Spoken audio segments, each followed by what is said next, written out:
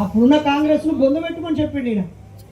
మరి ఇప్పుడు బొందబెట్టబడుతున్న రాజ్యాంగాన్ని చేతబట్టుకొని అరే నువ్వు అంబేద్కర్ అంబేద్కర్ అంబేద్కర్ అన్నకుర్రి మీరు జై శ్రీరామ్ అంటే స్వర్గం వస్తుంది అన్నట్టు కాదురా బాబు అంబేద్కర్దే పట్టుకోవడం అని చెప్పి అందరు అంబేద్కర్ ఫోటోని పట్టుకొని చూపించింది.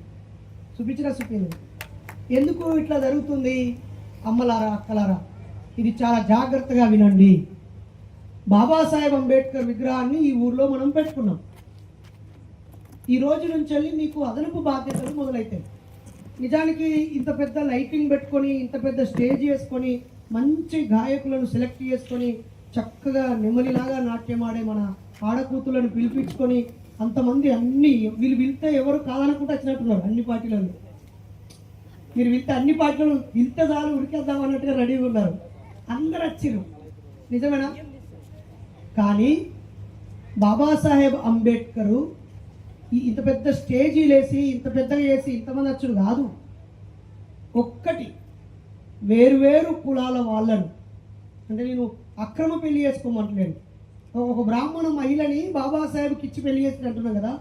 ఈ రోజుల్లో ఇప్పుడు ఒక బ్రాహ్మణ మహిళని ఇప్పుడు ఒక మాదిగా అబ్బాయికి ఇచ్చి ఇలాంటి వేదికలేసి అన్ని కులాలలో కలిసిమెలిసి కూర్చుని అక్కడ వండుకొని కలిసిమెలిసి వడ్డించుకొని తింటూ వాళ్ళ పెళ్ళిళ్ళు చేసినప్పుడు బాబాసాహెబ్ అంబేద్కర్ కళలు కన్నా రాష్ట్రం వచ్చినట్టు దేశం వచ్చినట్టు. ఈ మాట అంటే ఉత్సపడుతుంది చాలా మందికి. నువ్వేమన్నా మాట్లాడరా భయ్, కలిసి తిందాం, కూసుందాం, ముచ్చట్లు పెడదాం, కంచం పొత్తు ఓకే కానీ మంచం పొద్దాం. ఎక్కడ అంబేద్కర్ ఆశయాలు ముందుకు పోతే? మరి ఆయనకే ఆ రోజుల్లోనే బ్రాహ్మణ మహిళని ఇచ్చి పెళ్లి చేసిరు కదా, ఈరోజు ఇవ్వట్లేరు కదా.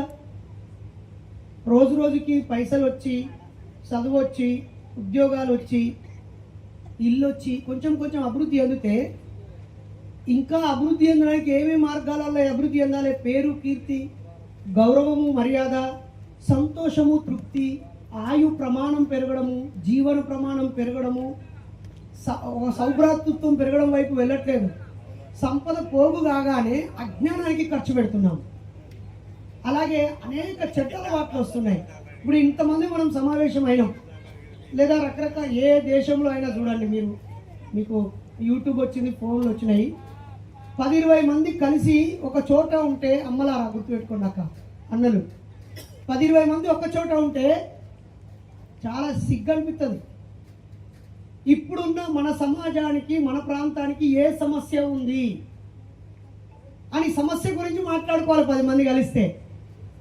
లేదా నలుగురు కలిస్తే ఈ ప్రాంతంలో ప్రత్యేక ప్రతిభ కలిగిన వాళ్ళ గురించి గుర్తిస్తూ, గౌరవిస్తూ, అభినందిస్తూ ఆ ప్రతిభను అందరికీ పంచి ప్రతిభావంతమైన, జ్ఞానవంతమైన సమాజ నిర్మాణం కోసం ఒక ముచ్చట్లు జరగాలి. సమస్యల మీద మాట్లాడుకొని ఆ సమస్యల పరిష్కారం కోసం కార్యాచరణతో కారకులను ప్రశ్నిస్తూ పరిష్కారం వైపు సమీకరిస్తూ నడిపించే విషయాలు రావాలి. కానీ 10 మంది కలిస్తే పనికిమాలిన ముచ్చట్లు, ఉపయోగం లేని విషయాలు, వాళ్ళ విలువైన డబ్బు, విలువైన సమయము, ఉపయోగపడని విషయాలకు ఖర్చు చేసే ఒక దౌర్భాగ్య వ్యవస్థని ఈ దేశ సాంస్కృతిక వారసత్వంగా కొనసాగిస్తున్నాం. ఆ రోజు ఆయన వెనక ఎవరు లేకపోయినా వెనక ముందు ఆడకుండా సూటిగా మాట్లాడి సూటిగా రాసి పెట్టిండు ఆయన. ఇంతకుముందు దాసరాం నాయక్ అని చెప్పింది కదా, ఎవరు శూద్రులు అనే పుస్తకంలో ఆయన రాశాడని. రివల్యూషన్, కౌంటర్ రివల్యూషన్ అనే పుస్తకంలో ఆయన రాసిండని. 1936లో కులం నిర్మూలన జరగాలని ఆయన ఒక పుస్తకం రాసిండు. ఉపన్యాసాన్ని పుస్తకంగా తీసుకున్నాడు. ఆయన ఆయా దేవుళ్ళ యొక్క మర్మాలను వివరిస్తూ, రహస్యాలను వివరిస్తూ పుస్తకాలు రాసిండు. 3 గురువులు అని చెప్పారు కదా, బుద్ధుడి గురించి ఆయన పుస్తకం రాసిండు. మనం ఎట్లా బతకాలనో సూచిస్తూ రాసి పెట్టిండు. పూలే ఎందుకు తన గురువో పూలే గురించి రాసిండు. కబీర్ దాసు భక్తిలో మార్పు తీసుకురావడానికి ఏం చేయాలో ఆయన మార్పు గురించి కూడా రాసిండు. బాబాసాహెబ్ అంబేద్కర్ ఆ రోజుల్లోనే అన్ని రకాల మత గ్రంథాలను పర్ఫెక్ట్గా చదివి బుద్ధుడి మార్గంలో మీరందరూ నడవండి అని క్లియర్గా చెప్పిండు. ఈ ఊరికి బుద్ధుడు వచ్చాడు ఇంతవరకు? బుద్ధుడి ధర్మం వచ్చిందా? బుద్ధుడి చూపించిన జీవన మార్గం మనకు తెలిసిందా? అంబేద్కర్ రావడానికే గిన్నేళ్ళు పట్టింది, మనకి గిన్నేళ్ళు పట్టింది. నిజమే. ఒకవేళ బాబాసాహెబ్ అంబేద్కరే లేకుంటే ఇందాక అన్న ఒక పాట పాడడం రాకపోయినా కూడా ఏమైపోయే వాళ్ళము అని చెప్పి ఒక పద్యం లెక్క పాడి వినిపించింది.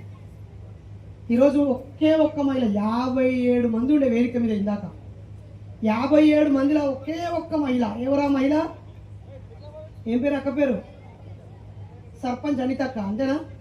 ఈ ఒక్క మహిళ ఇన్నేళ్ల స్వాతంత్రంలో ఒక్క మహిళ వేదిక మీద ఉండడానికి కారణం బాబాసాహెబ్ అంబేద్కర్. ఆయనే ఒకవేళ మహిళలకు కూడా ఓటు హక్కు, మహిళలకు కూడా ప్రాతినిధ్యం ఉండాలి అని వార్డు మెంబర్ నుంచి MPTC, ZPTC, sarpanch, MPP, MLA, MP ఇవన్నిట్లలో రిజర్వేషన్ అనేది ఒకటి వీళ్ళకు లేదు ఇంతవరకు అని పెట్టకపోతే ఈ అక్కని ఇంటి దాకా రానిక్కురా. అన్నముఖం చూసే ఓటేసిరు. ఓటేసింది అయితే అన్నముఖం చూసే, టికెట్ వచ్చింది కూడా అన్నముఖం చూసే. కానీ అక్క ఇంటి దాకా ఎట్లా వచ్చింది? బాబాసాహెబ్ అంబేద్కర్ ఓటక్కి ఇవ్వడం వల్ల వచ్చింది. అది ఇందాక కొంతమంది మాట్లాడుతూ ఇక ఈ కాలంలో కులాలు ఏమున్నాయి, ఇక ఊకే కులాల గురించి తిట్టుడు బంద్ చేయరి. అరే మరి మీరేమో మీకు ఏం సహాయం చేసిండో తెలియదు, కానీ ఒక దేవుడిని గురించి, అందరూ దేవుళ్ళ గురించి రోజు ఆదివారం ప్రార్థన చేసుకోవచ్చు, పొద్దున్న నుంచి సాయంత్రం దాకా 5 సార్లు నమాజ్ చేసుకోవచ్చు, ప్రతి పండుగకి మైక్ వేసుకొని మీకు 1000 సంవత్సరాల క్రితం మేలు చేసిన దేవుళ్ళని మీరు యాద్ చేసుకోవచ్చు.